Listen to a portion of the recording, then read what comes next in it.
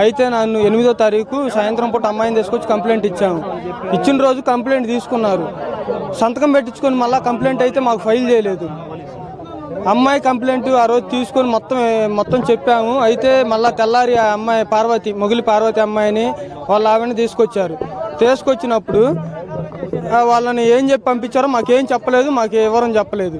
ఆ రోజు ఎందుకు పంపించామని వివరం చెప్పలేదు. పంపించారు, మేము పెట్టింది ఆ అమ్మాయి మీదే.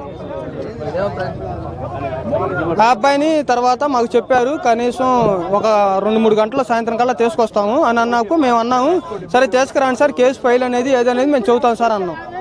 1 గంటలో తీసుకొని వస్తామన్నారు. ముందు తీసుకొస్తామన్నాక సార్ ఓకే సార్ మరి అలా అయితే మేము వచ్చి నాకు చెబుతాం సార్ అని చెప్పి మేము మాట్లాడాము. మాకేమీ చెప్పలేదు. ఎప్పుడు అడిగిపోయినా కానీ స్టేషన్లోకి తీసుకొస్తున్నాం పలానా షాట్ ఉన్నాడని చెబుతున్నారు. వాళ్ళ అన్నయ్యని తీసుకొచ్చారు, వాళ్ళ అన్నయ్యని తీసుకొచ్చి బాగా అన్నం పెట్టి కూర్చోబెడుతున్నారు. ఏం మాట్లాడలేదు.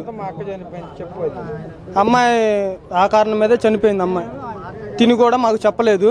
వాడు పైగా సోమవారం రోజు మేము ఫోన్ చేస్తే ఇంకా ఉన్నాయి వీడియోలు పెడతానని చెప్పి మాతో చెప్పి సిమ్ తీసేశాడు. ఆ రోజు మేము చెప్పాను సార్ పలానా షాట్ ఉన్నాడు ఇది కాంటూరుపాలెంలో ఉన్నాడు అని చెప్పి ఏఎస్ఐ గారికి కూడా రిపోర్ట్ చేశాం మేము. అయితే మాట్లాడదాం ముందు కాసేపు ఆగన్నారు.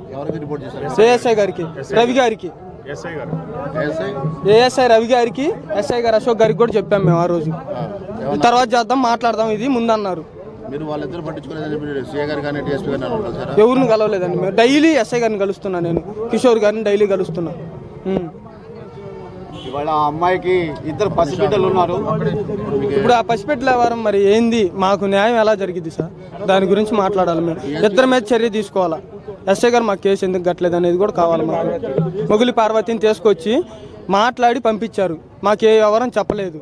నిన్న కట్టారు. మా అమ్మాయి చౌబతుకుల్లో ఉన్నప్పుడు వచ్చి ఆ అమ్మాయి మీద అప్పుడు కేసు కట్టారు. అప్పుడు దాకా అన్నారు ఏ ప్రూఫ్ లేకుండా మేము కట్టలేము అని చెప్పి మాట్లాడారు. ఇప్పుడు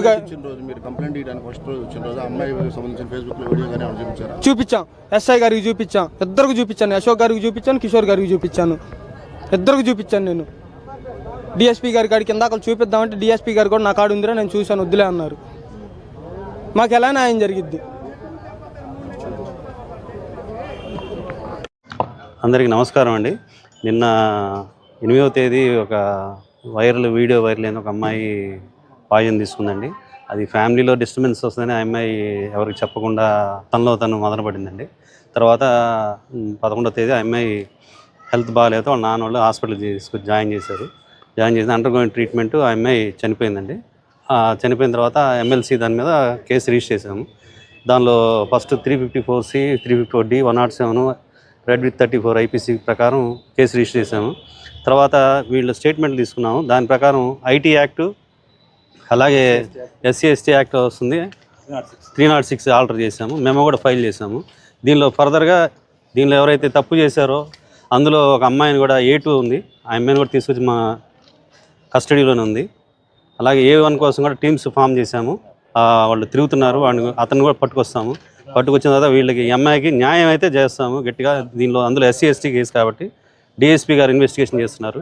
ముద్దాయిల కోసం మా టీమ్స్ పోయి వాడిని కూడా వితిన్ షార్ట్ పీరియడ్లో వాడిని కూడా తీసుకొచ్చి అతను కూడా అరెస్ట్ చేసి పంపిస్తాం. వాళ్ళకి న్యాయం చేస్తాం.